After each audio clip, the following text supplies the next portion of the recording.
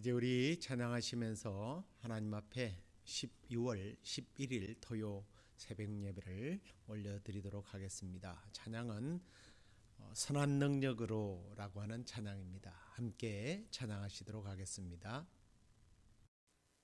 다 함께 사도신경으로 신앙 고백드리겠습니다. 전능하사 천지를 만드신 하나님 아버지를 내가 믿사오며 그 외아들 우리 주 예수 그리스도를 믿사오니 이는 성령으로 잉태하사 동정녀 마리아에게 나시고 본디오 빌라도에게 고난을 받으사 십자가에 못 박혀 죽으시고 장사한 지 사흘 만에 죽은 자 가운데서 다시 살아나시며 하늘에 오르사 전능하신 하나님 우편에 앉아 계시다가 저리로서 산자와 죽은 자를 심판하러 오시리라. 성령을 믿사오며 거룩한 공회와 성도가 서로 교통하는 것과 죄를 사하여 주시는 것과 몸이 다시 사는 것과 영원히 사는 것을 믿사옵나이다. 아멘.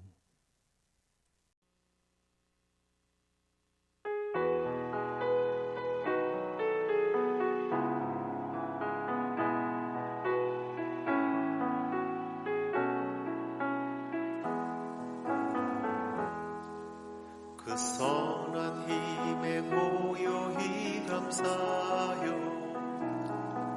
그 놀라운 평화를 누리며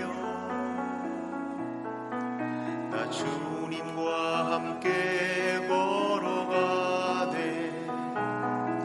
나 주님과 하늘을 여네. 지나간 허물 어둠의 날들이 무겁게 내 영혼 짓눌러도 오 주여 우릴 외면치 마시고 약속의 구원을 이루소서. 그 선한 힘이 우릴 감싸시니 믿음으로 일어날 일 기대하네. 주 언제나 우리와 함께 계셔. 하루 또 하루가 늘 새로워. 주께서 밝히신 작은 촛불이 어둠을 내치고 타오르네. 그 빛에 우리 모두 하나 되어 온 누리에 비추게 하소서. 그 선한 힘이 우릴 감싸시니 믿음으로 일어날 일 기대하네. 주 언제나 우리와 함께 계셔. 하루 또 하루가 늘 새로워.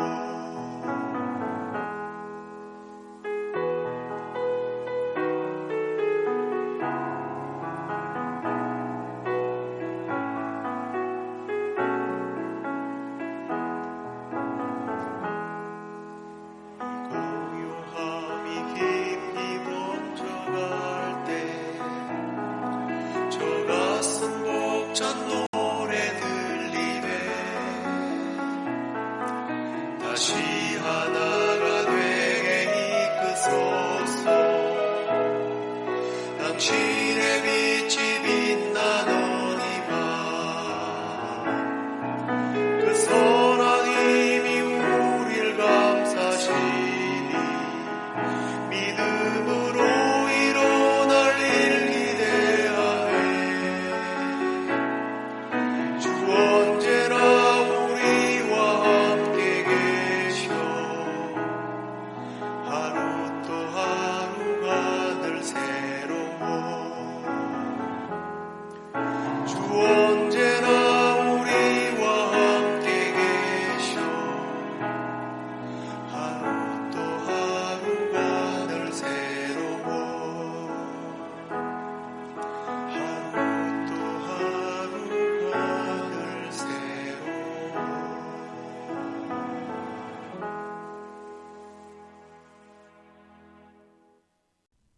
찬양 하나 더 하겠습니다. 주님의 뜻을 이루소서. 함께 찬송하시겠습니다.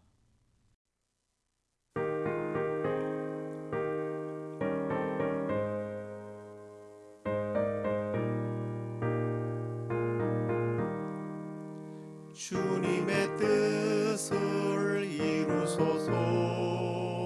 고요한 중에 기다리니 진흙과 같은 날 빚어서 주님의 형상 만드소서. 주님의 뜻을 이루소서. 주님 발 앞에 엎드리니 나의 맘속을 살피시사 눈보다 희게 하옵소서. 주님의 뜻을 이루소서. 병들어 몸이 피곤할 때 권능의 손을 내게 펴서 강동케 하여 주옵소서. 주님의 뜻을 이루소서. 온전히 나를 주장하사 주님과 함께 동행함을 만민이 알게 하옵소서.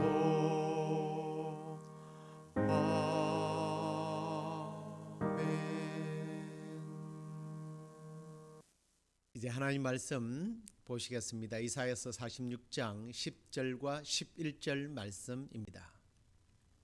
내가 시초부터 종말을 알리며 아직 이루지 아니한 일을 옛적부터 보이고 이르기를 나의 뜻이 설 것이니 내가 나의 모든 기뻐하는 것을 이루리라 하였노라.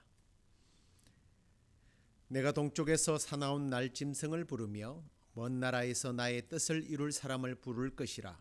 내가 말하였은즉 반드시 이룰 것이요 계획하였은즉 반드시 시행하리라. 아멘. 오늘은 10번째 주일 선언 내용 하이델베르크 교리 문답 내용을 함께 나누도록 하겠습니다. 자, 먼저 27번째 문답 내용을 보시겠습니다. 하나님의 섭리란 무엇입니까?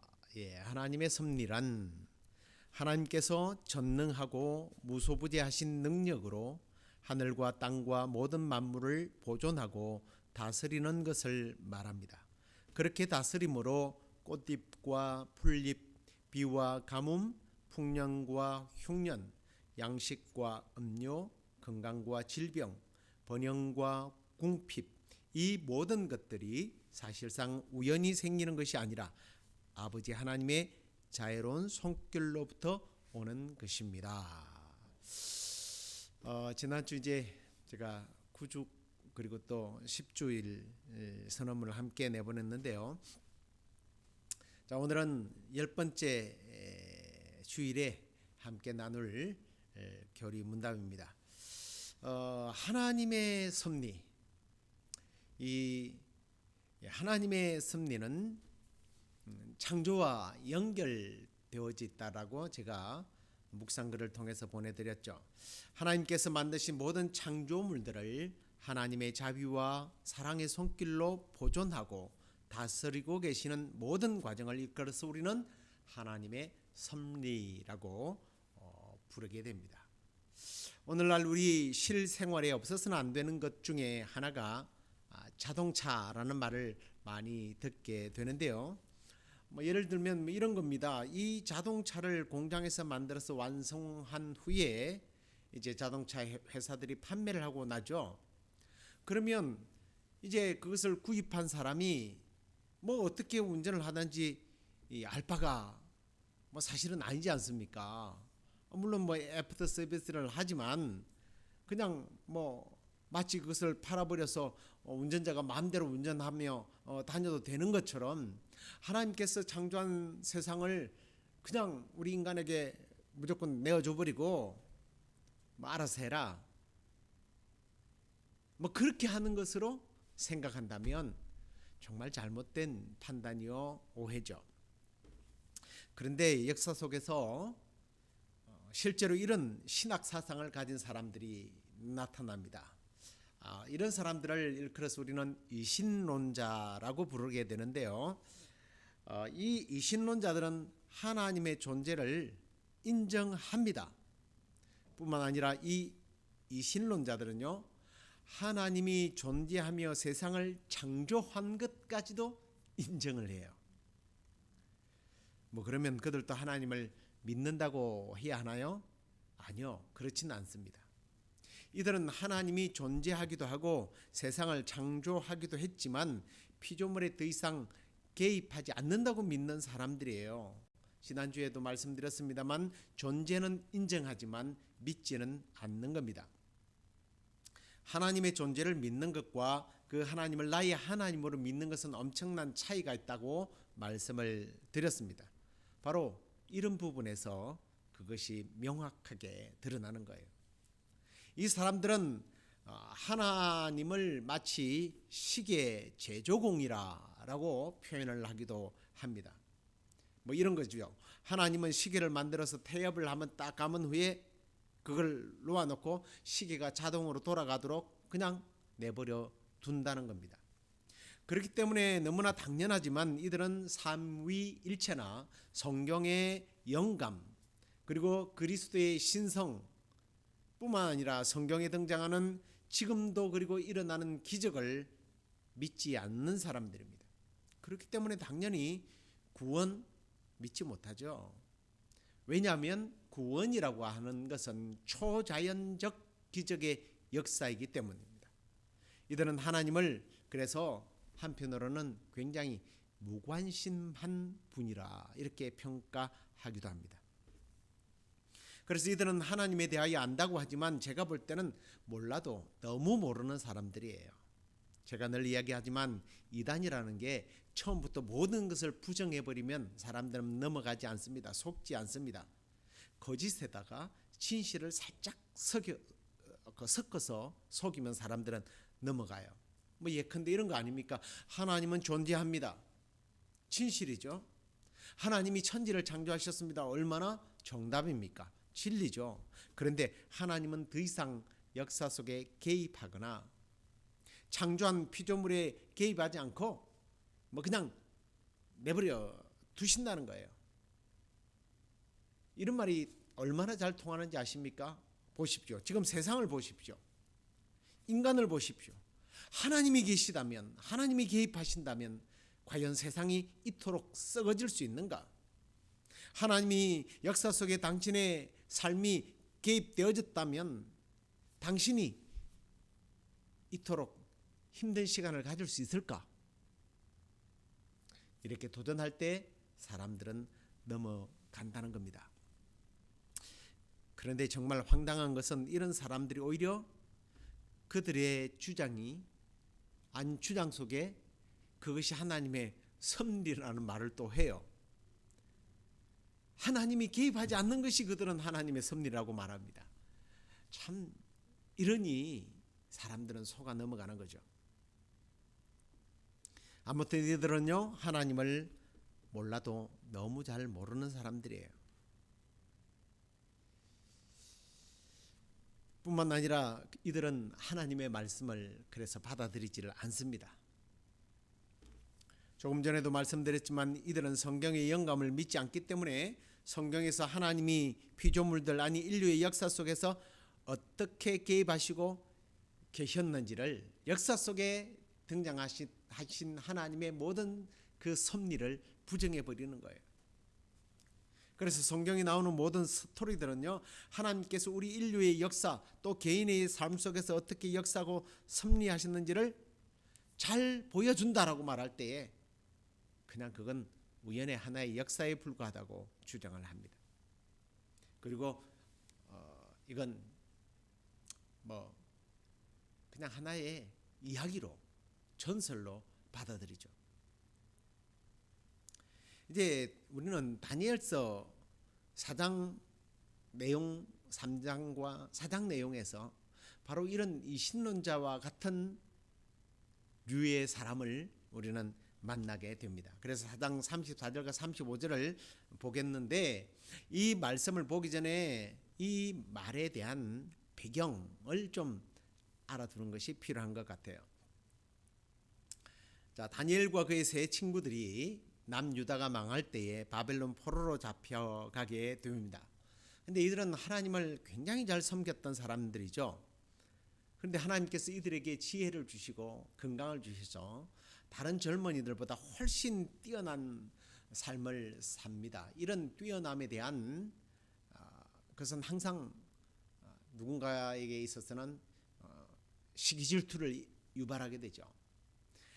이들이 너무 뛰어나니까 이를 시기한 사람들이 음모를 꾸며서 느부갓네살 왕의 신상을 만들고요, 그 신상의 낙성식 때 초대받은 사람들이 나팔을 불게 되면 왕의 신상 앞에 다 절을 하도록 하는 법령을 만들어요. 그리고 그 신상에 절하지 않는 사람들은 다 풀무불에다가 던진다라는 것이 왕의 법이었습니다.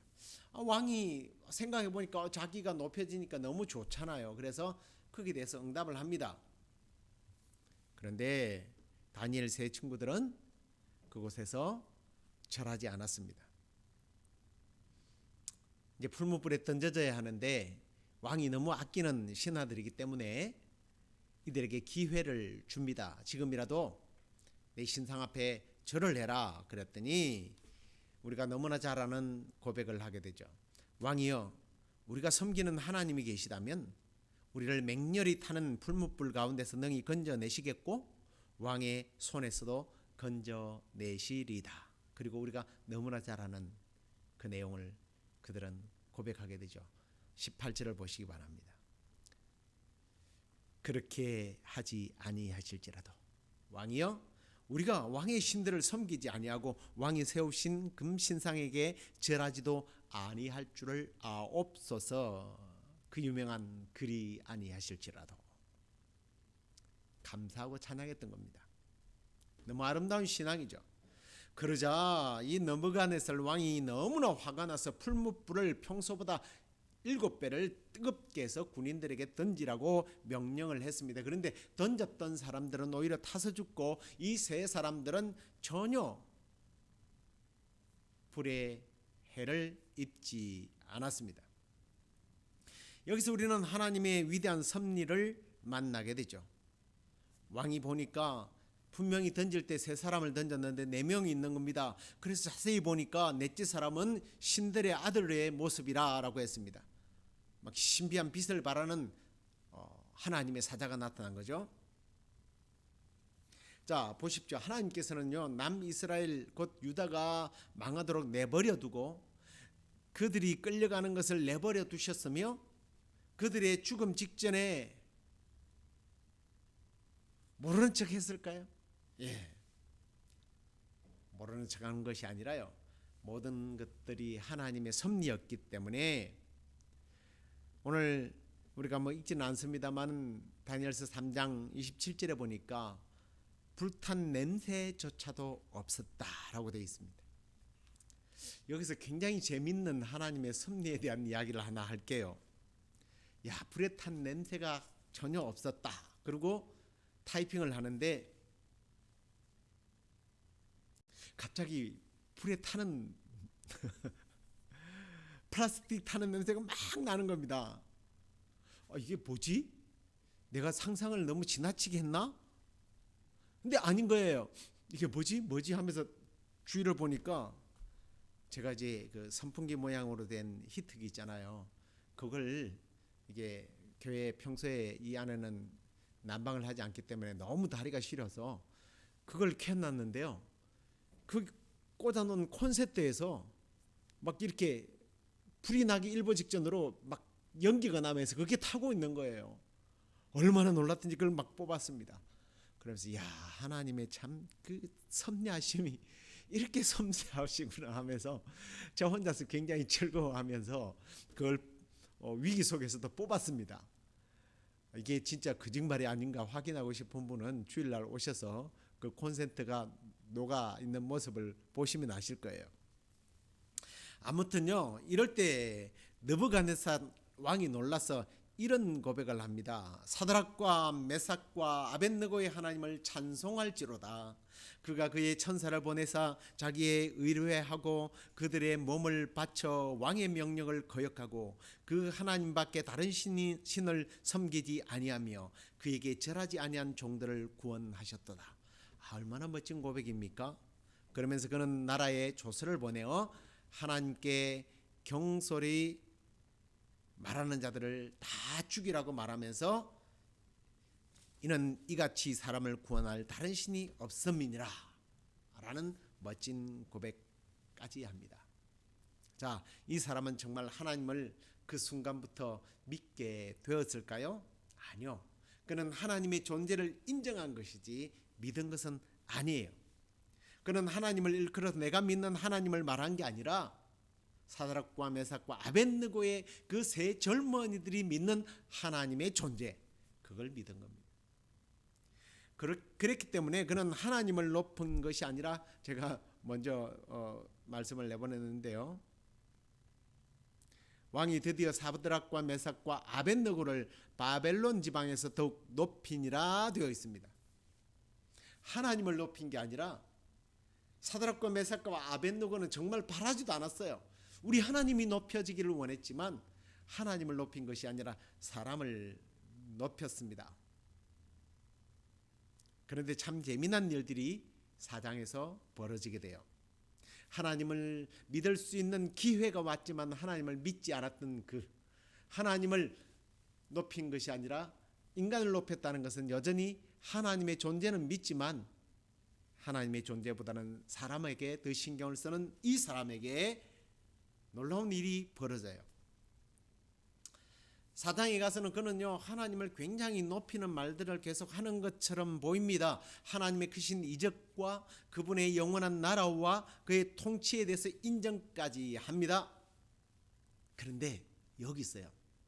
그가 바로 이런 인정을 하며 내가 정말 평안하구나, 그걸 인정하고 나니까 평안한 마음이 들었어요. 그러면서 잠이 들었는데 꿈을 꾸게 됩니다. 굉장히 계시적인 꿈을 꾸게 되는데요, 이 꿈을 꾸고 나서는 오히려 굉장한 두려움에 빠지게 됩니다. 그러면 어떻게 해야 돼요? 하나님의 사람을 찾아야 하는데 하나님의 사람을 찾는 것이 아니라 무당과 점쟁이들을 부르게 됩니다. 전형적인 이 신론자들의 모습이죠. 하나님을 인정하지만 내 삶에 하나님의 섭리하심을 믿지 못하는 사람들은 이 역사를 주장하는 하나님의 섭리를 부정하기 때문에 그 시대의 석학들, 그 시대에 답을 줄 수 있는 사람을 찾아요. 아무튼 그래서 결국은 안 되니까 다니엘을 부른 겁니다. 그러면서 꿈의 이야기를 하는데 꿈이 참 신기해요. 그가 꿈을 꾸는데 나무가 하늘 끝까지 닿았는데 얼마나 그 높이가 높았던지 땅 끝에서도 보일 정도로 올라갔고 그 잎사귀들이 너무나 아름답고 많아서 들짐승들이 놀고 그걸 뜯어먹고 또 새들까지 날아와서 거기에 깃들이게 됩니다. 먹고 마시는 평안을 누리게 되죠. 그런데요, 하늘에서 내려온 거룩한 자 천사가 내려와서 그 나무를 베고 가지를 자르고 잎사귀를 떨어뜨리고 열매를 해치고 짐승들이 떠나고 새들도 쫓아내어야 한다라고 이야기를 합니다. 그래서 그 명령에 의해서 어쩔 수 없이 그루터기만 남기라고 해서 그 그루터기만 남기고 다 베어요. 그러면서 천사가 말합니다. 7때가 지나야 다시 회복이 된다. 자, 그런데요, 그 거룩한 자가 이런 말을 합니다. 지극히 높으신 이가 사람의 나라를 다스리며 자기의 뜻대로 그것을 누구에게든지 주시며 또 지극히 천한 자를 그 위에 세우시는 줄을 사람들이 알게 하려 함이라 하고 이야기까지 해줍니다. 그런데도 무슨 말인지를 못 깨달으니까 다니엘을 부른 거죠. 그러자 다니엘이 해석을 해줘요. 그 한 나무는 바로 당신인데 당신의 권위가 세상 끝까지 미칠 정도인 것을 보여준 겁니다. 하지만 하나님께서 당신에게 나무를 베어 없애라고 했고 그리고 또 뿌리는 남기려고 했는데 7회를 지난다고 했는데 당신에게 하나님께서 그렇게 하실 겁니다. 그래서 마치 들짐승들이 그렇게 먹고 마시고 쫓겨난 것처럼 당신은 소처럼 들에 나가서 먹고 지내면서 짐승처럼 지내다가 7회가 지나면 돌아오게 될 것입니다. 그런데 이렇게 했을 거예요. 그때야 비로소 당신은 하나님께서 사람의 나라를 다스리시며 자기의 뜻대로 그것을 누구에게든지 주시는 줄을 알게 될 것입니다. 라고 말을 풀어줍니다. 자, 정말 그 해석이 떨어지기가 무섭게 왕은요 갑자기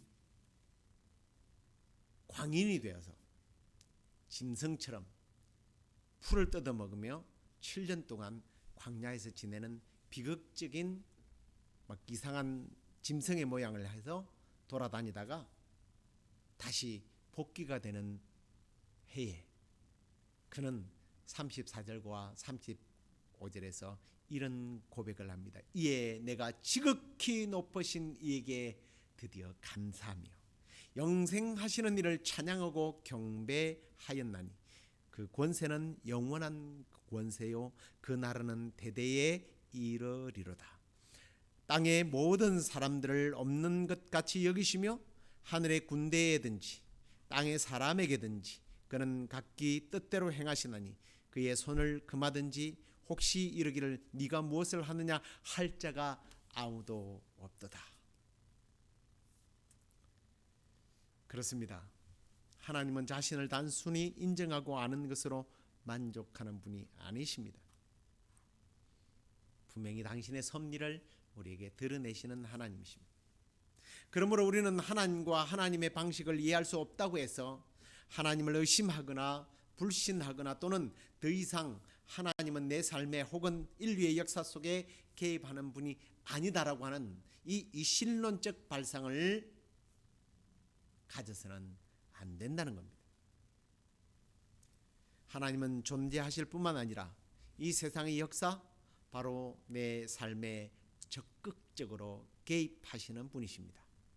내 주위에 일어나는 모든 일과 그분의 주권과 권위와 그분의 지혜와 능력 속에서 그것들이 다 그분의 주권과 지혜와 능력 속에서 내 주변에 일어나는 일들이 일어나고 있다는 것, 그것들이 결정되어지고 진행된다는 걸 여러분 아셔야 합니다.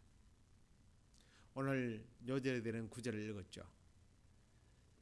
이사야서 46장 10절 내가 시초부터 종말을 알리며 아직 이루지 아니한 일을 옛적부터 보이고 이르기를 나의 뜻이 설 것이라 내가 나의 모든 기뻐하는 것을 이루리라 하였노라.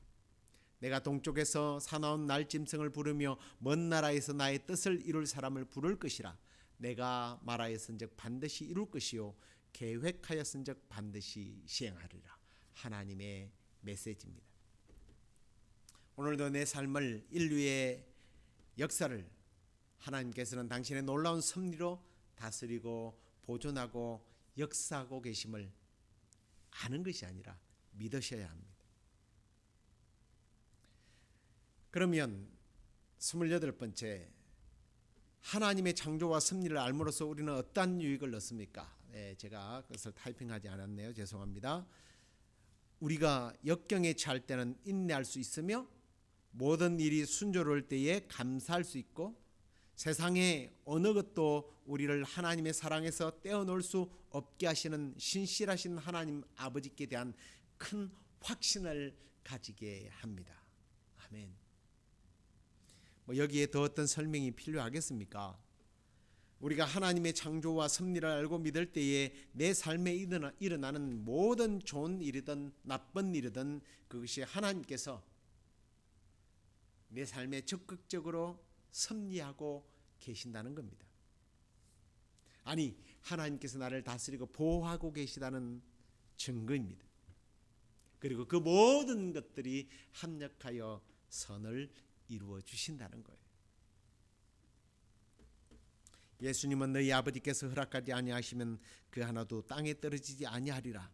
너희에게 머리털까지 다 세신 바 되었다라고 마태복음 10장에 친히 말씀하셨습니다. 그렇습니다. 하나님의 그 선하신 하나님의 섭리로 오늘도 저와 여러분의 삶을, 그리고 우리가 지금 살고 있는 이 땅, 내 조국 대한민국과 이 미국, 그리고 전 세계를 오늘도 하나님께서는 당신의 놀라운 섭리로 주장하시고 다스리시고 보호하시고 사랑으로 안아 관리하고 계시는 좋으신 하나님이십니다. 그 좋으신 하나님을 나의 하나님으로 믿고 따르며 순복하는, 그리고 그 섭리에 감사하는 저와 여러분의 삶이 되기를 주님의 이름으로 축원합니다. 기도하겠습니다. 하나님, 하나님의 놀라운 섭리로 오늘도 우리의 삶을, 우리 가정을, 우리 자녀들을, 그리고 이 세계를 주장하고 계심을 우리는 믿습니다. 이 하나님의 창조의 섭리를 우리가 믿고 알므로 모든 것을 합력하여 선을 이루신다는 하나님을 믿고 따르며 순복하며 경배하며 감사하며 따르는 온전한 믿음의 삶을 살아가는 저희들 되게 하여 주옵소서. 당연히 높여야 할 하나님의 섭리 앞에서 당연히 높여야 할 하나님을 높이지 않다가 마치 짐승의 삶이 되어 비로소 하나님의 섭리를 깨달았던 느부갓네살의 모습이 우리의 삶 속에서 일어나지 않도록 주여 성령의 강력한 능력으로 우리의 삶을 주장해 주셔서 오직 하나님만 믿고 따르는 순복하는 저희들 되게 하여 주옵소서. 오늘도 우리를 섭리하시는 하나님께 우리의 좋은 삶을 맡겨드립니다. 주님의 뜻대로 주님의 섭리대로 우리를 보존하시고 지켜 주시옵소서. 그렇게 하여 주실 줄로 믿사옵고 예수 그리스도의 이름으로 기도드리옵나이다. 아멘. 하늘에 계신 우리 아버지여, 이름이 거룩히 여김을 받으시오며 나라의 임하옵시며 뜻이 하늘에서 이루어진 것 같이 땅에서도 이루어지이다.